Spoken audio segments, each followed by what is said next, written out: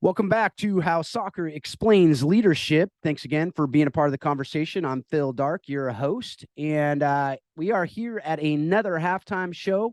I got my brother Paul Jobson here, and we're ready to talk about really this first half and what we were able to talk about. And I say we because it was a half full of interviews where both of us were able to be on those interviews, those conversations. Paul, how you doing today? And what did it feel like to be part of the entire half? It was great, man. I'm doing well. Things are going great out here in Waco, Texas, and yeah, man, it was fun. I got to be part of the entire half of the season, and it's nice to have the time to be able to do this a little bit more with you. I've really enjoyed it, especially these last four episodes were um, really fun. And like I've said before, usually I'm on the other side listening to each episode and then talking with you at the halftime and the end of season. So it's cool to be part of the episodes themselves this time. So things are good here. I'm looking forward to our discussion today. And how are things out in the great land of California, my friend? Well, it's a continual party out here, right? I mean, I think it's just crazy. And if you can't hear, if you listen regularly, my voice is very different than usual. I got a little bug, and nowadays in this new world we live in, you can't just get a bug and go get some antibiotics or something like we used to do. I went and said, "Hey, can I get a test for strep throat?" And they said, "Well, you can't get that unless you get a COVID test first." So, you go through this testing regimen that we've unfortunately gotten used to over the last couple of years. Fortunately, all of that is clean, and I just have a run of the mill cold or mild flu or something. But whatever it is, it's not fun. I don't like it. I don't care. Being sick just stinks. But the cool thing is, I can still do this with you, and I don't have to. I'm not going to get you sick because I don't think these germs can travel through the microphones over there to Waco. So I No, I think don't. I we're don't good think we there. have that. We don't have that technology yet, where you can get me sick through a microphone yet. Yeah. Or So the yeah, listeners. So, listeners, I think you're safe too. safe. Yes, yes. And you have no idea when we recorded this, and I'm not going to tell you. So, if you saw me today or see me today, then you don't even know. That's the other thing here. I think It's you a will very know because you'll hear sanitary me. podcast. It's a Yes. sanitary podcast. We try to keep it clean. Ah, you like Clean, that? very Yeah, good, you like very that. There we good, go. very There we good. go. Yeah, yeah. So, the other thing I want to say up front is we are going to make a shift. Because we want to give you more time to process these great conversations we have. We want to give a little more opportunity to get stuff out there to new listeners and new people that are just getting introduced to the podcast. We're going to go to every other week. So if you come on after this episode and you're like, where is that next episode? It's going to be coming in 2 weeks from today. So we'll still be releasing on Thursdays, but we're going to do it every other week. And so that's just something that we decided for a lot of different reasons. But the main one is it's just really good content. And we don't want to shortcut it. We don't want people getting rushed and get behind and go, well, I'm just not going to listen to those interviews. We want to give you more time to be able to do that and like I said, be able to get other people to be listening because I have no doubt if it's helping you, and I've said this before, if it's helping you, it's going to be helping others. So be sharing it with others. That's the other thing too. I want to ask you and invite you to share this with other people. You can do that in a few different ways. One is just being able to just talk about it with people and just say, hey, I have this podcast and share a specific episode. That usually works really well. Say, hey, I think this episode will really help you. The other thing is you can subscribe to the podcast. That will remind you to listen each time and then be able to share. Rate and review it too. So I mean, the number one, if there's like one thing we want you to do, it's just share it with your friends and family and other people that it will help because that is the best way. It always will be the best way, word of mouth, to get it out to other people.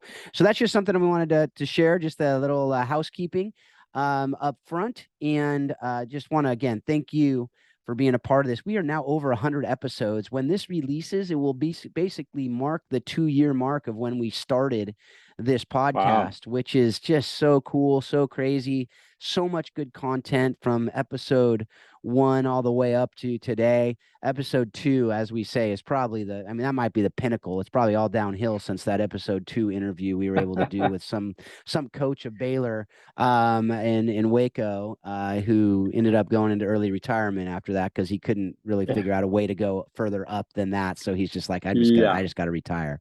So isn't that kind of yeah. what happened? Isn't that what you remember? The way I remember it is that this podcast has gone nowhere but up since that episode, and how I suckered you into letting me do this. I don't know, but this has been fun. And yeah, that early retirement has allowed me to be on more of these podcasts with you. So that's definitely a benefit to not only being with my family more, but being with you more, Phil. Sure. It's been great. I mean, that's Yes. part of the reason I stepped away was to do this. I have Uh, no doubt. No doubt that was a huge part of the it was like that was like number one on the pro for that pro and con spreadsheet that you put together for the whether yes. you're going to do it. So, Yes, you know my personality type. So yes, yes. that's it. Pros and cons spreadsheet to what was next. This was definitely one of the top ones of the pros to stepping away from college soccer coaching for sure. Yeah. So, now we're going to get into the real like actual real stuff. I mean, this could be The fun. We meat could of do it. banter all day long, but I want to get into these episodes that we had Oh because you know yeah. what? These are not only friends and people that, I respect a ton. But some are new friends, some are old friends, some are friends that I'm working with regularly. Other people are family that, you know, that I say kind of family, my wife's kind of family.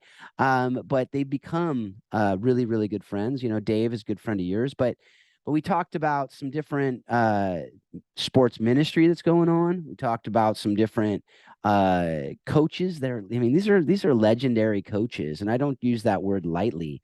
But coaching for a same program for over 50 years, Mm. just crazy. To be able to be part of state programs and national team programs. So Horace Richardson with the over 50 years of coaching, same team. I mean, how many people can say that? I I don't know. definitely can't. Yeah, You I definitely can't. 15. I mean, if you say it really 15. fast, people may think it's It's 50, but no, it wasn't 50. We haven't even been alive 50 years. I mean, that's no. that's that's crazy when you think about that. Like our Yeah. entire life full of coaching and then some. Yeah. Um, and Dave Simeone coaching from top to bottom. Even I mean, Dan Williams has coached a lot, and Jorge is young. I mean, he's just a kid, not Yeah. really, but just comparatively. But these guys have done really cool things. So, what do you think, just generally? What stood out to you just in this half? What were some of those themes that wove through all those different episodes? Yeah, well, first of all, to kind of touch on what you were talking about, the experience from these four people that we had over this last half of the season is incredible. From like you said, from the youth system up to national team level, professional level, coaching at every level is experience that you're going to hear from, or that you did hear from in these last four episodes. And you just get a lot from it. Everything from the nonprofit world to the standard club scene to the college scene, and really, I mean, when you listen to Horst in his episode, the fact that his career spanned 50 years, there's a lot of information in there because I know how much the college game changed in 15 years, Yes. but how much the game has changed in 50 years that he experienced is incredible. But what you'll notice, and one of the things that stood out to me the most is when we talk to Horst, he's not talking a lot about the X's and O's and how much the game itself has changed, even though there's a specific question there to kind of bring that out a little bit. But it's about the relationships, and you get that from Dave, and you hear that from Dan, and of course, you also hear that from Jorge. Just the relationships that we build through coaching, and if how soccer explains leadership can be summarize maybe the best might be these four episodes together, and that it's not about X's and O's. It's about these relationships. It's how our personalities interweave together to make ourselves better as a community, whether it's a soccer community specifically or a community as a whole that we live and that we're part of. So that's kind of what stood out to me. Really, some awesome conversations that we got to have. Yeah, and I totally agree with that. And I just, as you were talking there, I mean, some of those highlight, I just look at Horst and I just was just laughing with that conversation with Horst. If you haven't listened to it, folks, you're just listening to this, you haven't gone back, you haven't listened to that episode yet, go back and listen to that for sure. Like that was one of my favorite conversations. And I laughed. I got home and I talked to Becca and I was like, hey, I don't know that he answered our questions really, a lot of the times, but what he shared with us was so cool. I mean, like talking about, I mean, he did answer the questions. I'm joking, but some of them I was like, I think he went off a little bit, but it was so cool because what was supposed to be said was said, and that was awesome. And again, it was story after story after story, and just him going back, and he'd have these little asides that were so, I mean, they were just funny, but they were also cool. Like, oh yeah, this guy had to use Life magazines as shin guards because he didn't have, the right equipment. I mean, going and there's that book that we talk about in that too has other story after story. They're just borrowing equipment. Their first games were like just t-shirts. They're borrowing uniforms from the hockey team or other things. Like they're just, as you said, the game is like it was just this ragtag. What are we even doing type thing, as he said, driving all over the place, the guy in the play, going to the games. And it was just, I mean, story after story. And what was so cool about it is he was telling it like it happened last week. And Yeah. these were happening 50 years ago. Yeah. And so vivid, just these pictures. And you could tell, I mean, he was plucking them out like, yeah, boom, boom, boom. And I know that isn't, he didn't prep that for the Mhm. episode because I've sat with him in his house talking story after story. There's one thing he is, it's a storyteller.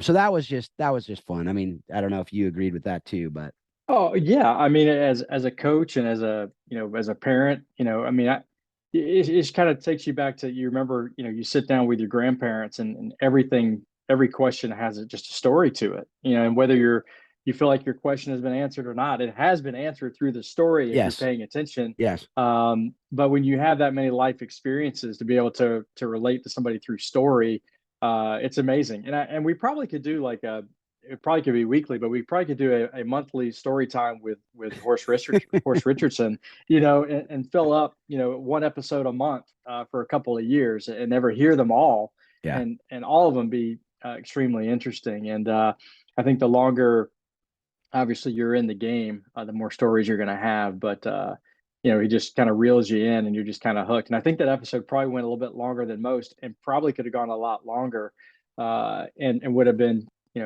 you would listen to every minute of it.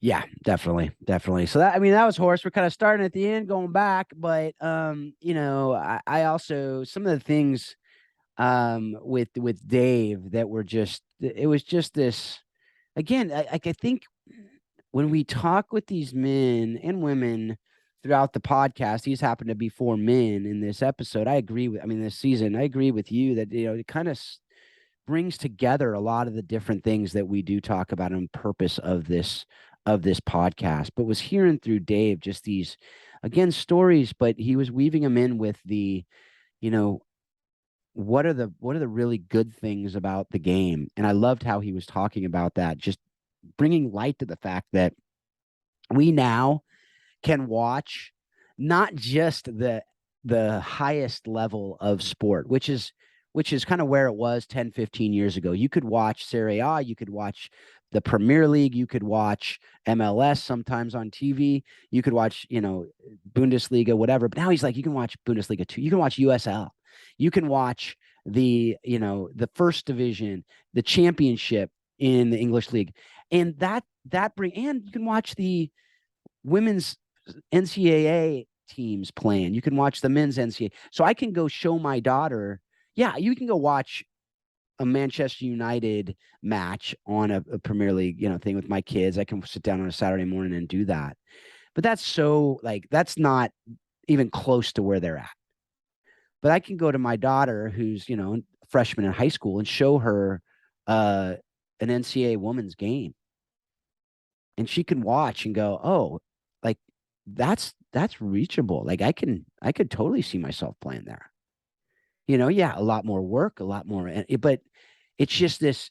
I love that, and it also gives us the ability to watch really, really like that elite level playing, but to see the different levels of that and to see how close they are first, but also um how we can get there and how we could actually. It gives you that vision. It gives you a picture a little bit clearer than we'd otherwise have. So that was one of the things that I love that he talked about and brought to light as far as one of the really good things that are going on in our system today. He also talked about some of the negatives too. But what really stuck out with that interview with Dave that you can think of right now?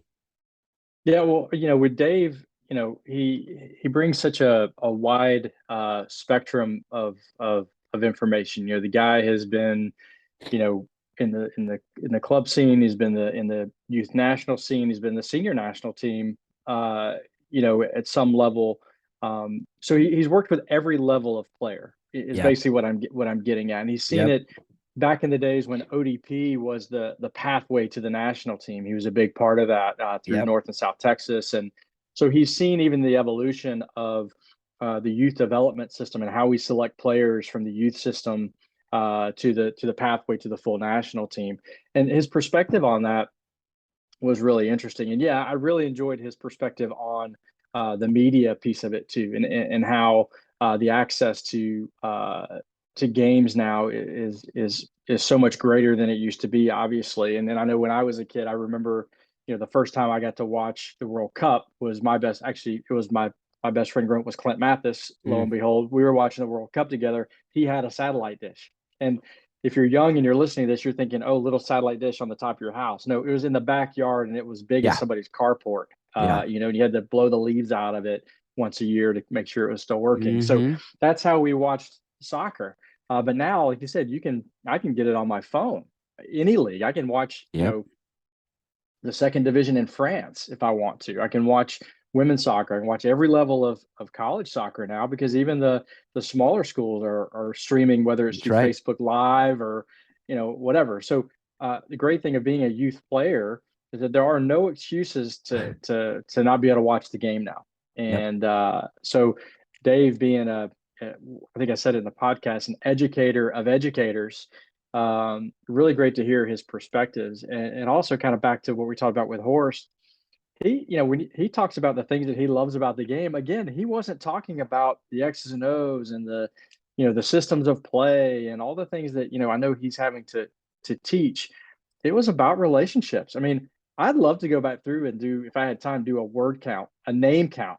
How Yeah. many names Dave Simeone threw out, and he wasn't name dropping. No. He's just talking through hey, Yep. and like a horse, he remembers them like it was yesterday. Yes. And I think you said it well. I think in both podcasts, it's a true testament to someone who really is good at being a coach is that they remember names because it's about relationships, and really you can tell how bought in Dave was to the process of developing these young people. And if that's somebody who's going to be, coaching coaches, I think that's something that everybody needs to take away from that episode. Yeah, definitely, definitely. And I've seen you do it. I mean, I've seen you and other coaches that I respect to be able to, like, on Instagram or whatever. Like, I just got to go to this wedding, or I just was able to see so and so, and I just ran into this person, and it's just like, like yesterday, it's probably 10 years ago, you coached them and you're still involved with them and their families, and you hear about that. And I've talked to coaches say, what's the gauge of whether you're a really, really good coach? Like, well, how many weddings are you getting invited to? How many babies, like, announcements are you receiving? How many things like that? And I'm not saying that, like, if you don't get those, you're a terrible coach. No, but like, that's what is important. That's what is matters. Like, in the big Yeah. picture, and you hear that in there. They didn't necessarily say that in those interviews, but that was what you kind of read between the lines, and they're very likely deeply involved. And even hearing when we say to Dave, what was your favorite part about coaching? And he talks about, well, following them through the ranks and being able to coach them here and coach them and seeing them develop and being able to develop relationships with them. And so that was super, super cool. I really, really appreciate that. The other thing I really, me, and I'm going to appreciate this when he talks about the training ground, the new United Soccer Coaches online platform, and Hmm. how they're bringing in the Dan Abrams, the Donna Fishters, the McVeigh, Paul McVeigh, and the different people there. By the way, I went through and edited that, and the word count of the names, it was a lot. I was, because the transcription service doesn't know names very well, so I went through and Oh, some of them I had to look up spelling. Shellis Hyndman didn't hmm. make it easy on us, right? So No. but anyway, those are the things that coaches, if you're listening to this, parents, if you're looking for coaches that you want your kids to play for, players, as you're playing through the ranks, like, and you see coaches that maybe spending more time getting to know you, don't get annoyed with that. That's actually something that makes them an incredible coach that you're going to end up appreciating more than down the road. And so, coaches, if you're not doing that, pay attention to it, study it. Hey, yeah, a side note on that. Recently, this is I think a great story that kind of goes along with that. And we don't talk I mean, we talk about relationships with coaches, but I think a great story that goes along with this. Recently, I was working with a player that's considering making a change in college decisions, or not even a change, but part of her selection process is based on the relationship that she has built or not built with certain coaches. Mm, There's certain coaches that, we talk about transactional coaches and relational coaches, and a school that she was very, very high on at the very beginning of this process is dropping down the ranks of her interest because uh the relationship with the coaches hasn't grown the way that she feels you know feels good about. And yeah, it's interesting because through that recruiting process, they're going to love you, love you, love you at the beginning, and then who maintains that? The relational coaches will maintain that because that's yeah, who they are. And I thought it was a very wise thing for this young kid to say, hey, I'm kind of reconsidering maybe how I'm ranking my schools, because the relational piece of this is going to be really important for me. And she may end up at a lower level type of school, because that's going to be more important to her than going to a high level school with zero relationship with coaches. So I just some advice to coaches that are at the college ranks. Hey, through the recruiting process, don't forget, this is not a transactional thing. This is a relational thing. yep. If you want longevity for your programs. Absolutely. Absolutely. So that's the first two, or the last two, I guess. The first two we covered. So then we got Dan and Jorge. And it turns out I just had lunch with Dan and Jorge in Decatur, Georgia, which is nearby where they both live. I didn't even realize that. That's what's funny is I got introduced to those guys through different people. Didn't even know they knew each other. It turns out they actually coach in the same club at some not full time, I don't think, but they both coached for GSA at some level, and or with them, and they live in the same little community there. And so I say little community, the east side of Atlanta. It's not really a little community. They're not in the It's not same little. city. They're not in the same city Sorry to all exactly. of my friends in Decatur who I have just been lived in called the little Decatur. city. I'm saying in the relation to the globe Gotcha. and the Gotcha. United States of America, it's a little area of our country. It is, I Yes. know Atlanta very. I just drove from Johnson Ferry Baptist down to Decatur. It's not a little city. Okay, it took me 45 minutes to an hour because the GPS didn't help me out much. But anyway, that's a whole different conversation. So, but the point is, they're really close to each other, and I got introduced to them to totally different people. They're doing some really, really cool things, and it was what was great is I got to sit down with them. If you know Decatur, if you are an Atlanta peeps out there, we were at the Brick Store Pub out there in Decatur, Georgia, right there on the square. Cool little pub. I used to actually wear a softball jersey on the men's team, Brick Store Pub softball jersey with the button down. It Nice. was really cool. It was really actually it was slick. Should be a picture of that in the show notes, is what I Yeah, there think. should But be. If I had one, yeah. my wife I think donated that jersey a while back. Unfortunately, it was one of my favorites. But that again is just these are just side notes. These are just extra bonus coverage, folks. Like you never know what you're gonna get on this show. But we were able to sit there and just talk about different ways that they can work together. And that's one of these great things. Not that they would never have done that otherwise, but because, we both, they both were on the show, they both were able to hear more about what each other does, as well as be able to get together and say, okay, how can we do things together? That's what I hope will happen more and more. I've seen that happen on this podcast. I've seen that happen on the Think Orphan podcast that I do, is people hear about things, reach out to me, I can connect them. In their case, they obviously already knew each other, but it's like, oh man, I didn't realize the extent of what you're doing. I didn't realize the extent of your ministry. I didn't realize the extent of your relationships. Mhm. And we're actually very like-minded. How can we do more together? And so that just warmed my heart. It was like one of these really, really cool things. And so to hear what Jorge and Dan are both doing, and we can talk about them separate or together, what were the things of those two interviews that really just, grabbed you and said, I want to hang out with these guys Yeah. more. Well, first of all, I'm not surprised that that totally lights you up, because you are the ultimate connector of connectors. So I Yeah. can see how that totally lights you up. I was just pumped that we had, two people from, the great city of Atlanta, the great state of Georgia, on there this time too. That's a great homeland for me as well. But I think it's another testament to really how small the soccer world is also,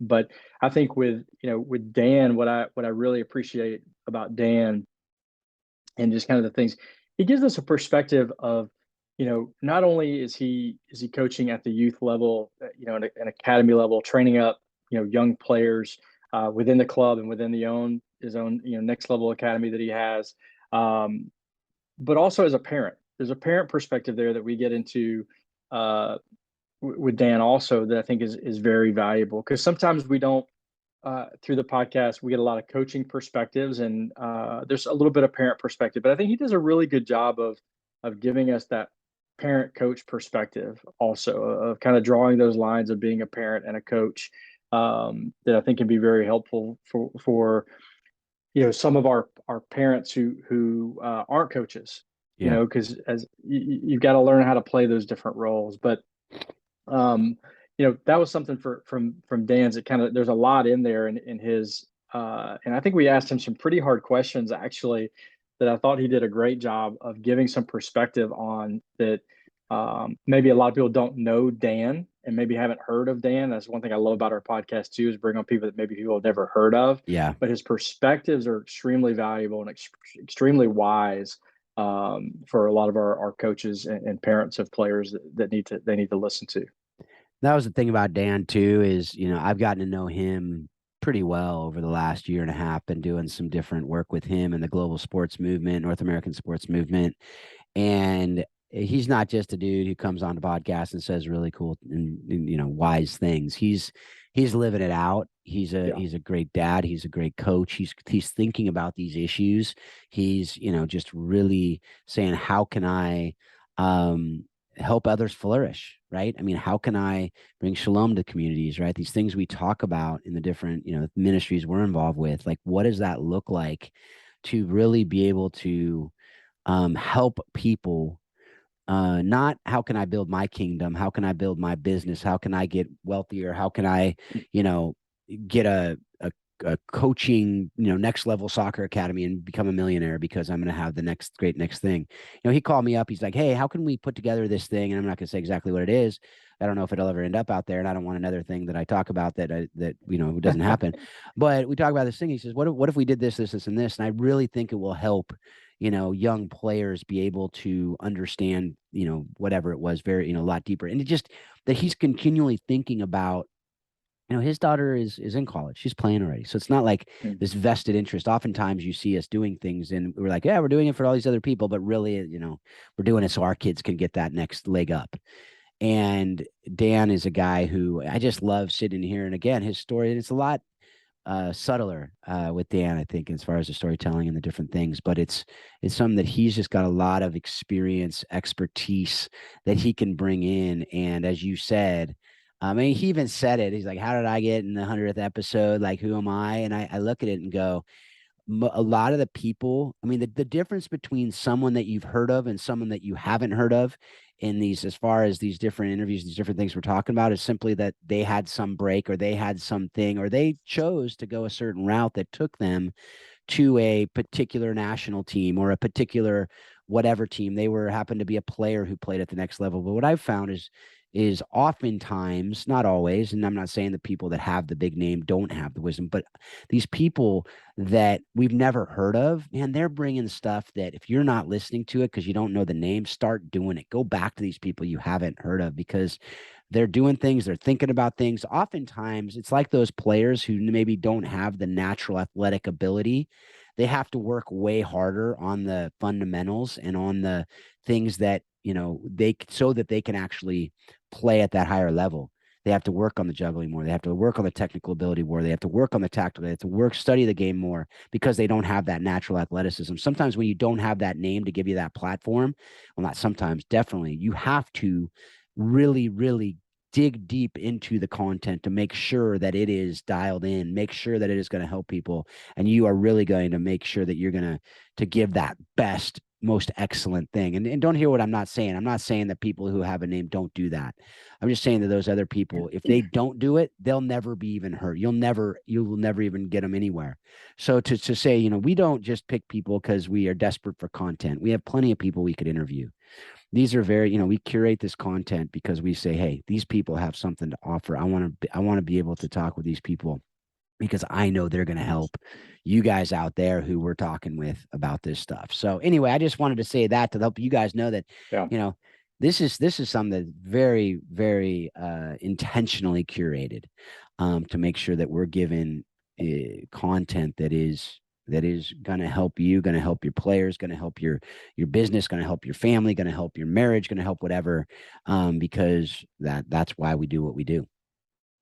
Yeah, no, I love that. And I think even just taking that and carrying that into, the interview with Jorge, I think that, the stuff that he's doing, I think the thing that stood out most for me in his interview, is that I think I said this earlier with somebody else, but the fact that he's doing so many different levels of soccer. He's working with, underprivileged kids, in these areas of Atlanta where they need mentorship, and he's using the game to teach that, and using, Christ's love to do that too, obviously through that. But he's also the chaplain for Atlanta United.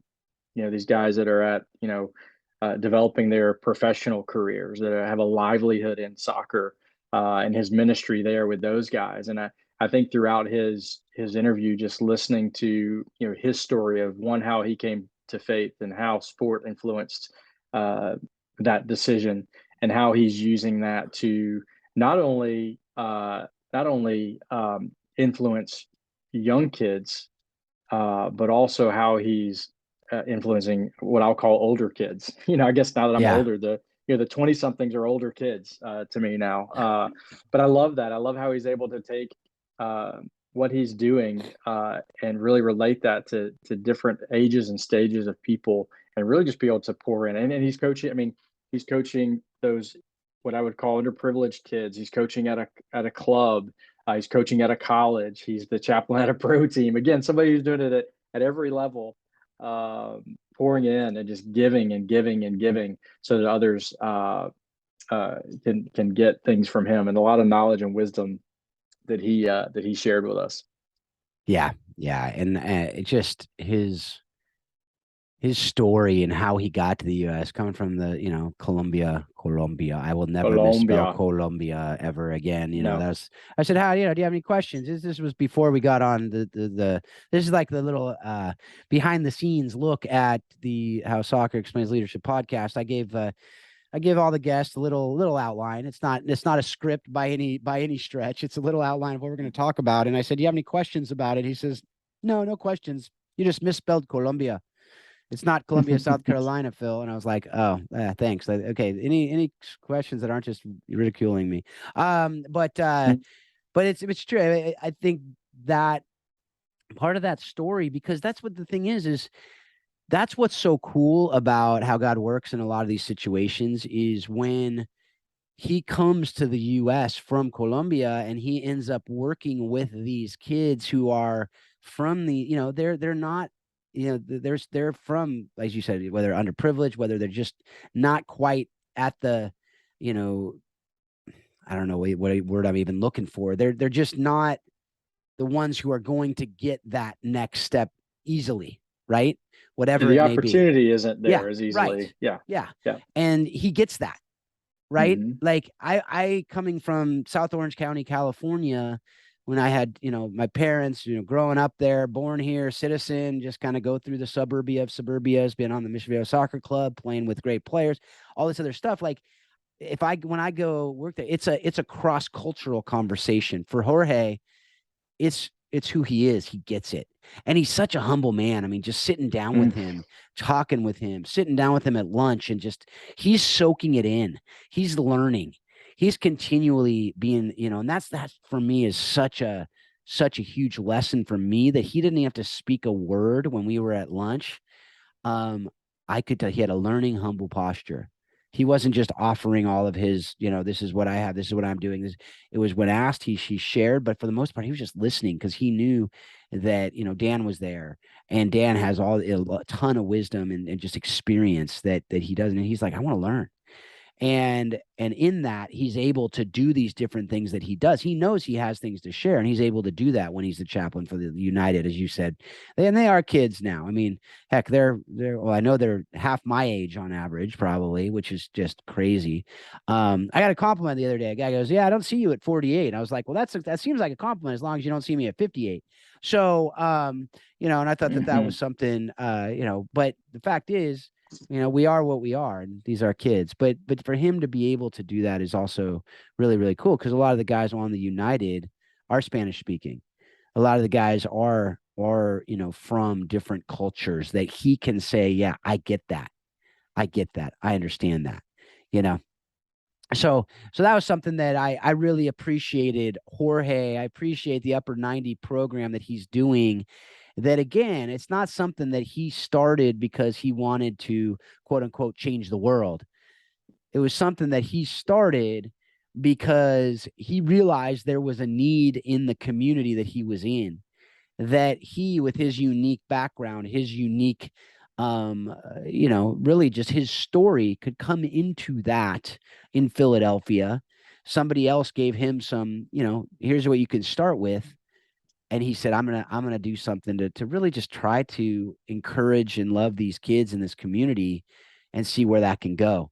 And then obviously moves to Atlanta, is able to do a similar thing there. And now it's like it's just growing and growing, getting the opportunity to be the chaplain for the United. And I think that's an encouragement for people too, is never despise small beginnings too, right? Like we all want to be the Yeah. big thing. And it may be that Yeah. you have a small beginning and you stay small and you impact this little community in incredible ways. And it may be that you start small and it grows up to be this big thing and you're all of a sudden a World Vision organization. Very unlikely that will happen for anybody. But these small things have massive impact when you consider the multiplicative effect of lives transformed. It's something that I see that with Jorge. I just see that he has these small groups of kids that these lives will be transformed, and they then will be able to transform more and more lives because they have stories that are similar to his. Yeah, yeah. I don't want to say, I don't want to use the word envious, but and I think I'm probably going to oversimplify, and he may listen to this and go, yeah, it wasn't that simple. But now that he's kind of where he is, the fact that God takes people and uses them, uses their experiences to help influence others. The fact that he had the humble posture to be able to say, hey, use me how you want to use me. Yeah. And I'm probably again oversimplifying. And if he's in it, he's probably like, "Yeah, that wasn't that easy." I mean, it maybe still isn't that easy. But you can look at it from here and go, "Man, it's so cool how God's able to use him." And I think you used it in the header. His quote about "Don't be a dead fish." Yeah. I love that. Like if you're a dead fish, you're just gonna go with the flow. And where he is and what he's doing, he definitely was not a dead fish. He definitely is not just going with the flow. He's looking for opportunities that God's putting ahead of him so that he can be what it is that God wants him to be. So he can be what he needs to be for those young kids in that environment, and for the older kids in the other environment, and for his own family, what he needs to be. He talks a little bit about that too. Like, when we get to the point of, what are the lessons you've learned from the game to that you have within your family. He gives some great what I would call young insight into parenting as well. And but hey, I wanted to ask you a side question. I'm thinking about you and Dan and Jorge on at a conversation at a restaurant. How long were you guys there together? How long was that conversation? We were there a couple hours.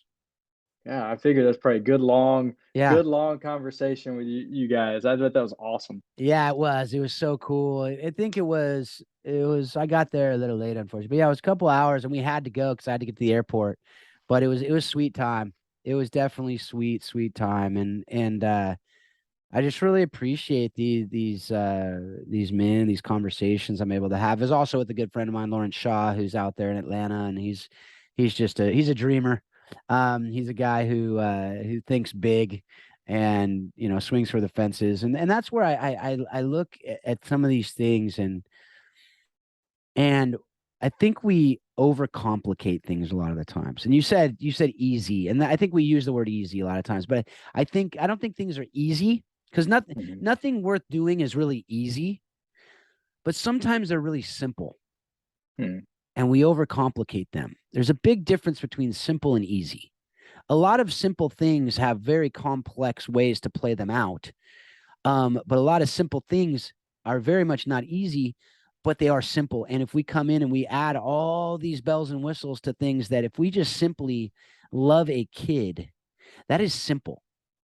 Yeah. It's not easy. Right. And that is something I've learned doing, caring with orphan and vulnerable kids around the world. Like a lot of it is really simple. It's how do we keep families together? Okay. That's a simple solution that's very complex in its execution. It's not easy. Right. Mhm. Think about our own family. Right. It's simple. I got to love each of my kids as they need to be loved. But that's complex and that's hard. Yeah. That is hard in its execution. Right. And so I think there is this simple and complex. It seems like a dichotomy, but it's not. It's actually that's kind of our world. Like if we just take it down to its bare, essential, foundational root, like what do we need to do? It's like the other thing, if you look societally, right? I don't know if that's a word, but I just made it up. Um, you see that fatherlessness is a massive issue. So what's the simple solution? We got to train up more fathers. Okay, that's simple. But Yeah. it's Yeah. right. But like in its essence, it's simple. But when we look at, okay, what does that actually look like? Oh my gosh, are you kidding me? Like that's why we haven't solved it. But I think when we go and we start overcomplicating, we don't even do things because we think they're too hard and they're Mhm. way too much to do. But if we just say, okay, what's that one thing? What's the next right thing we can do? As I say, what are the breadcrumbs God's putting down for me? How can I follow that next breadcrumb? What's the next thing I can do? The next right thing. And I see that with Jorge's story. I see that with Dan's story. And I know Dan better, but I even see that with Horst. It's like I see a team playing out there on a field. I'm going to go out and just play with them. Oh, they need a coach. Okay, I'll coach. He didn't think back then I'm going to coach this team for 50 years. If he thought that, he Yeah. wouldn't have done it. I can Yeah. almost guarantee it. Absolutely. But then he went to the next year and the next year and the next year and the next year. Same thing with Dave. He didn't say, oh, I'm going to be a national team. No, he went and did the next right thing that was in front of him and do Yeah. that. So anyway, I could, I got a little pulpit there for a little bit. So That's I good. loved these interviews. Yeah. Love these interviews. If you haven't listened to them, folks, go back and listen to them. Soak them in. And you're going to have more time to do it because, as I said at the beginning, we're going to do this now every other week. So it's going to be 2 weeks before the next episode comes out. And I have no doubt at this point, I don't even know who that's going to be yet. But I have no doubt it's going to be a great, great person because we have some people lined up that are phenomenal. And again, you might have heard of them, you might not, but listen to it either way, because I guarantee it will be things that you can learn from. And I know Paul and I are definitely going to learn from them because we're learning. Yes. That's why we love doing what we get to do. We get to learn all Yeah. the time, which is awesome. So, Absolutely. anyway, as we bring this halftime show to a close, what do you got? Just parting words. No, I would just again just encourage folks to, over these next few episodes, you've got 2 weeks to listen and soak it in, to share it. I think it gives people more time to share as well and Mm-hmm. have conversations around these podcasts. One thing that I really love is when I run into people that I know and like, oh, I listened to, you know, your podcast with Dave Simeone, and man, let's, we just kind of start dissecting it between the two of us. And I think that's something that this time will give people to do, whether you're in a club setting or a couple college coaches or whatever, or your club players. I think these are things. We want to create discussion. I want to, we don't want to be we're not the know-it-alls. Oh my Right. gosh, we're not the know-it-alls. But if we can get content out there and give people an opportunity to discuss and learn and take those topics and create new things, I think that we can all be encouraged by that. So I'm really excited about the format we've got coming up. I think it's going to allow us to do a lot more too. So I'm excited about that, Phil. So I know the next few episodes are going to be awesome. Yep, I concur, and I think that it's something that I just was thinking as you're saying that if you're not taking advantage of this material, I mean, use it in your coaching staffs. to listen to an episode and just, and you, as you said, Paul, dissect it. I know there's not a ton of time during season. And I know right now we're in the middle of season and playoffs are coming up and you're like, oh, I don't have any time to do anything. But I think that's worth it. Pick an episode. If you're not sure which episode, send us an email. Like, send us an email, say, hey, we're going through this issue. And I've done that with some coaches. I say, hey, go listen to this episode. It will help you right now. Mhm. I'm actually doing the leadership team for the high school team right now, and I'm having them listen to these episodes. Not all of them, but I pick one and say, hey, we're talking about disc training this week. Go listen to the episode with Toriano because that will help you understand. We're going to be doing self care here in a little bit. I'm going to have them listen to the Brad Miller episode, right? Maybe the Dan Abrams episode, although they're high schoolers, and I don't know if they'll be able to understand that. But I can barely understand it because, but he brings everything down and makes it simple. exactly. That guy's amazing. I'm just gonna pump that episode real quick. Go back, listen to Dan Abrams. That is an awesome episode.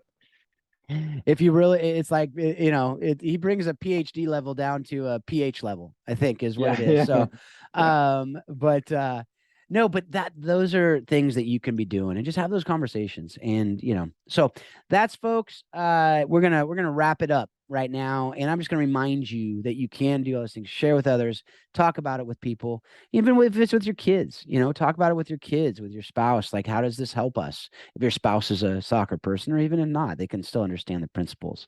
But if your kids play, I've heard so many parents say, hey, I listened to this on the way to my games with my kids. I listened to this and we're able to have great conversations about these different things. So do that, whatever it is, how you can engage this deeper, do it. Because it's something that we don't just put this out here so we can just have conversations with people. We put this out here so you can help you flourish in every way. And so I do hope that you do take that. Everything that we talked about on this show, you can find in the show notes. As always, it will be at howsoccerexplainsleadership.com. You can plug it, just plug that into your web search and it will pop up and you can go check out the show notes. And we do hope that everything that you're doing, you can use this material. You can use it to help you be a better spouse, a better parent, a better coach, a better leader, better in every relationship that you have. And you can continually remind yourself that soccer does explain life and leadership. Thanks a lot. Have a great couple weeks.